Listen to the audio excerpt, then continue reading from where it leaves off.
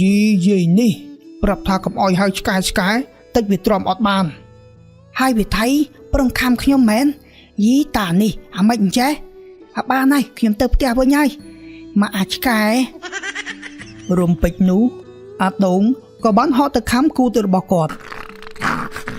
អាយយអាឆ្កែខំគូតជួយផងឆ្កែខំគូតអាណែតាក្រូចអាមិនបានជាតាឯងបដ ாய் ឲ្យវាមកខំគូតខ្ញុំអញ្ចឹងណ៎អត់ឃើញទេអត់ប្រាប់ហើយថាកុំហៅវាអាឆ្កែឈ្មោះវាមានមិនហៅឥឡូវឃើញវាខំអត់យីតានេះ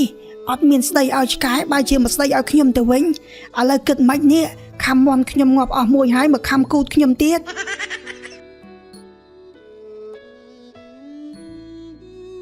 នៅក្នុងភូមិមួយមានតាចាស់ម្នាក់ឈ្មោះថាតាក្រូចគាត់បានចិញ្ចឹមសត្វឆ្កែមួយក្បាលដែលឆ្កែនោះឈ្មោះថាអាដូងជាឆ្កែដ៏ស្លូតបូតវាតែងតែស្ដាប់បង្គាប់ម្ចាស់វាជានិច្ចណែអាដូងហើយចង់ស៊ីអីកូនចង់ស៊ីទុរេនឬមួយក៏ភីហ្សាចង់ស៊ីសាច់គោឬក៏សាច់ក្របីហើយចង់ស៊ីត្រីអាំងបែបខ្មែរឬក៏បែបថៃណែបើចង់ស៊ីចាំឪទិញឲ្យតែឥឡូវឪអត់ទាន់មានលុយទិញទេណាណែស៊ីមីសិនទៅណាកូន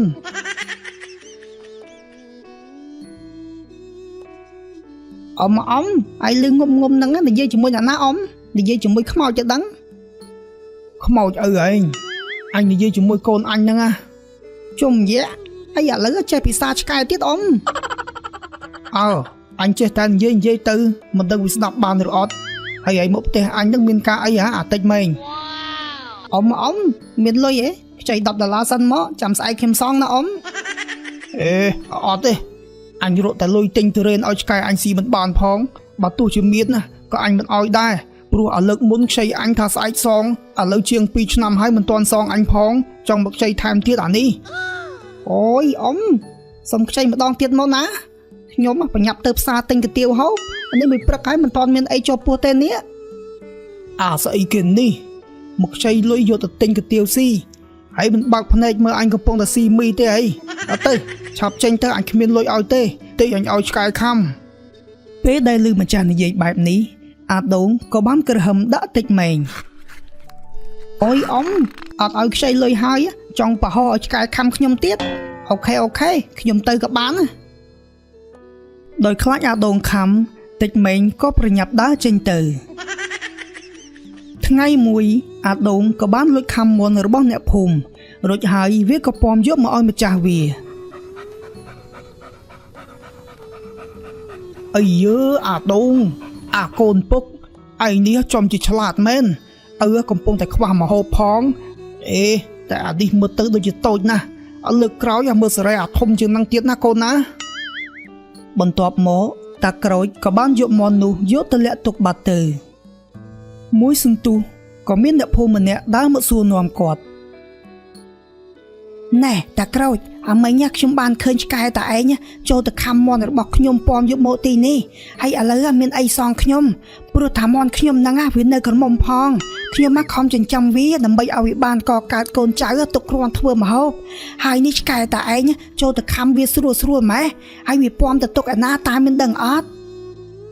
ណែបើគ្មានផុសតាងទេកុំមកចោតកូនខ្ញុំផ្ដេសផ្ដាស់ណាអានេះកូនខ្ញុំវានៅជាមួយខ្ញុំរហូតមិនបានទៅណាទេអ្នកប្រហែលជាច្រឡំហើយច្រឡំអាម៉េចឆ្កែនឹងហើយខ្ញុំចាំមុខច្បាស់ណាស់អានេះតាក្រូចឯងកាន់ជើងឆ្កែម៉េះចេះតែកាន់ជើងអាឆ្កែខុសរបៀបអញ្ចឹងបានវាចេះតែបានចិត្តណែយាយស្រួលបួលតិចកូនខ្ញុំវាឈ្មោះថាអាដូងកុំហៅវាអាឆ្កែដាច់សាច់ពេកប្រយ័ត្នវាអន់ចិត្តខ្ញុំជួយអត់បានទេយីណអ្វីសុទ្ធតែខ្លាចឆ្កែអន់ចិត្តណែលើកក្រោយមើលវាឲ្យស្រួលបួលកុំឲ្យវាដើរទៅខំមន់ខ្ញុំទៀតព្រោះខ្ញុំស្គាល់វាច្បាស់ណាស់ថាវាគឺជាឆ្កែរបស់តាក្រូចឯងយីនេះប្រាប់ថាកុំឲ្យហៅឆ្កែតិចវាទ្រាំអត់បានហើយវាថៃប្រងខំខ្ញុំមែនយីតានេះអាម៉េចអញ្ចេះបានហើយខ្ញុំទៅផ្ទះវិញហើយមកអាឆ្កែរំពេចនោះអាដូងក៏បានហត់ទៅខំគូទៅរបស់គាត់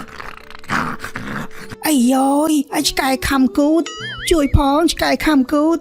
ណែតាក្រូចអាមិនបានជាតាឯងបដ ாய் ឲ្យវាមកខំគូតខ្ញុំអញ្ចឹង ណ៎អត់ឃើញទេអត់ប្រាប់ហើយថាកុំហៅវាអាចឆ្កែឈ្មោះវាមានមិនហៅឥឡូវឃើញទេឃើញវាខំអត់យីតានេះអត់មានស្ដីឲ្យឆ្កែបែរជាមកស្ដីឲ្យខ្ញុំទៅវិញឥឡូវគិតមិននេះខំមន់ខ្ញុំងាប់អស់មួយហើយមកខំគូតខ្ញុំទៀតអត់មានគិតអ្មិចគូតហ្នឹងយកអាចគោលៀបទៅវាជាហើយអត់មាននិយាយចឹងទេតាឆាប់ឲ្យលុយមកខ្ញុំយកទៅចាក់ថ្នាំខ្ញុំអត់ដឹងទេមានលុយចាក់ខ្លួនឯងទៅអានេះមកពីយាយឯងតាមកទៅរអិលពេកតែជេរវាថាអាឆ្កែវាខំចឹងហើយចាំមើលតាឯងគង់តែមានថ្ងៃឆ្កែហ្នឹងហើយវាខំម្ចាស់វិញទេនៅនិយាយទៀតតិចវាដាក់មកចកោមទៀតណែអាដងកូនហើយធ្វើនេះគឺត្រឹមត្រូវហើយអាមនុស្សសេរីចឹងខំវាឲ្យវារៀងចាម្ដងឲ្យលើកក្រោយមើលអាណារៀងដើរមិនគោរពទឹកដីយើងហើយខំវាទៅខំជើងក៏បានខំគូតក៏បានដែរណាកូនលុះថ្ងៃបន្ទាប់អាតេវទៅផ្ទះចិនទិញម្ទេសឲ្យម៉ែ500ឲ្យលឿនណាម៉ែប្រញាប់បុកគ្រឿងណាកូន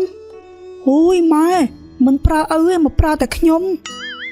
យីអាកូននេះវាមកចំណានឪវាទៅកើតក្រែងឯងជាកូនម៉ែអីលើកមុនណាក្រែងម៉ែនិយាយថាអាណាក៏ដោយឲ្យតែបើកដោះអញកូនអញទាំងអស់ហើយមិនប្រើឪដែរទៅហើយកូននេះ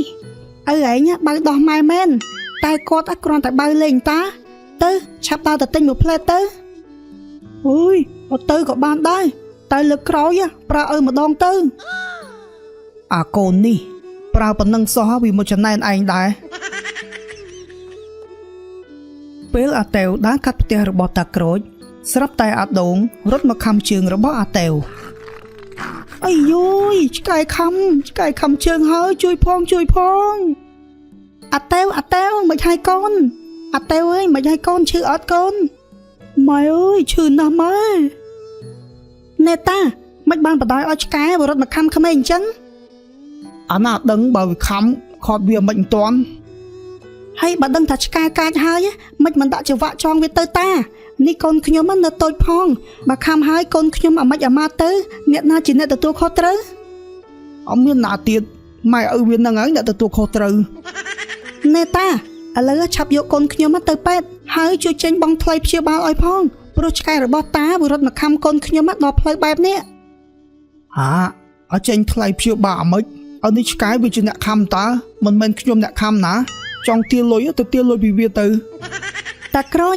នេះតាដូចជាហួសហេតុពេកហើយណាក្រែងតាជាអ្នកចិញ្ចឹមវាអីមិនបានជាឲ្យខ្ញុំទាលលុយពីឆ្កែទៅវិញអើយអីក៏ល្ងងម៉េះឲ្យចាំបាច់យកទៅពេទ្យធ្វើអីចំនួនតាពេលឆ្កែខំយកទៅអាចគោយកមកលាបយកមកបៀកទៅវាជាហើយមិនបាច់អស់លុយទៅពេទ្យធ្វើអីហើយតានេះនិយាយដូចគ្មានបារម្ភកូនខ្ញុំបន្តិចសោះតោះអាតេវឆាប់ទៅពេទ្យចាក់ថ្នាំណាកូន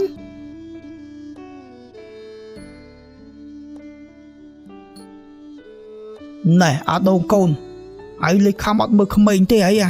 អត់លើកក្រោយបើមានក្មេងហាមខំតែមនុស្សចាស់បានហើយណាអាដូងក្រោយពីបានខំមន់ទាអ្នកស្រុកនិងខំមនុស្សផងនោះវាក៏ចាប់ផ្ដើមកាចពីមួយថ្ងៃទៅមួយថ្ងៃថ្ងៃមួយពេលដែលតាក្រូចដើរមកពីចំការស្រាប់តែអាដូងវាក៏រត់ទៅខំជើងតាក្រូចអាយយអាដូងអញទេវយអាដូងកុំខំឪឯងមិនបានជាខំអត់ស្គាល់ម្ចាស់អញ្ចឹងអាដូង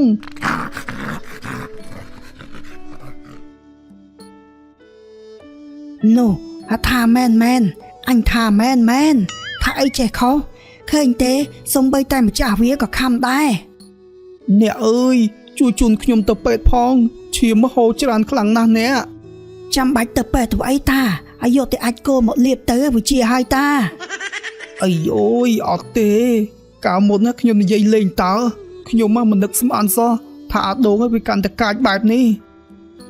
ហើយគេប្រាប់មិនស្ដាប់តាឯងលទ្ធផលកាន់ជើងឆ្កែគឺវាបែបនេះគិតមើលទៅដំបងវាខំត្រឹមតែមន់ខំរហូតដល់ខំមនុស្សចាស់ក្មេងពេលនេះខំម្ចាស់ឯងទៀតតាក្រូចឯងមើលសេរីឲ្យគេចាប់វាយកទៅអប់រំសិនទៅយាយអើយយាយកុំតន់រៀបរាប់អីណាជូនខ្ញុំទៅពេទ្យព្យាបាលរបួសសិនមកតាក្រូចក៏បានដើរទៅពេទ្យដើម្បីព្យាបាលរបួស ពេលដែលព្យាបាលរួចហើយគាត់ក៏បានហៅប៉ូលីសឲ្យមកចាប់អាដូងយកទៅកន្លែងសង្គ្រោះសត្វដើម្បីបន្សាបសារជាតិកាចរបស់វាអាដូងអើយអាដូងហើយទៅចោះទៅអប់រំកែខ្លួនសិនទៅចាំស្លូតពេលណាចាំឪទៅយកមកវិញនេះខុសមកពីឪដែលស្រឡាញ់ឯងជ្រុលពេកទៅបណ្ដាលឲ្យឯងកាន់តែកាចពីមួយថ្ងៃទៅមួយថ្ងៃរហូតដល់ខំមនុស្សលេងស្គាល់ទាំងម្ចាស់ឯងទៀតហ្នឹងហើយអ៊ំ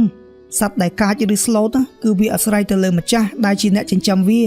បើយើងបង្រៀនវាឲ្យស្លូតវាក៏ស្លូតតាមនឹងដែរតែលោកអ៊ំខ្ញុំឮអ្នកភូមិរអ៊ូគ្រប់គ្នាថាអ៊ំពេលដែលឆ្កែខំគេហើយនៅកាន់ជើងឆ្កែទៀតមនុស្សដែលត្រូវរបួសក៏អ៊ំមិនចេញលុយថ្លៃព្យាបាលឥឡូវនេះដល់តែពេលជួបខ្លួនឯងអញ្ចឹងបានដឹងបាទលោកក្មួយខ្ញុំដឹងខុសហើយខ្ញុំសង្ឃឹមថាពេលដែលអាដូងវាមកវិញវានឹងខ្លាចជាឆ្កែដែលស្លូតបូតដោយកាលពីមុនហើយខ្ញុំនឹងចិញ្ចឹមវាឲ្យបានល្អមិនឲ្យវាខ្លាចជាឆ្កែកាចបែបនេះទៀតនោះទេនិយាយរួចហើយប៉ូលីសក៏បានចាប់អាដូងយកទៅបាត់ទៅ2 ខែក្រោយមកអាដូងក៏ត្រូវបានត្រឡប់មកជាមួយម្ចាស់ដើមវាវិញហើយតាក្រូចក៏បានចិញ្ចឹមអប់រំណែនាំវារហូតធ្វើឲ្យអាដូងខ្លាចជាឆ្កែដ៏ឆ្លាតនិងស្លូតបូតដោយកាលពីមុន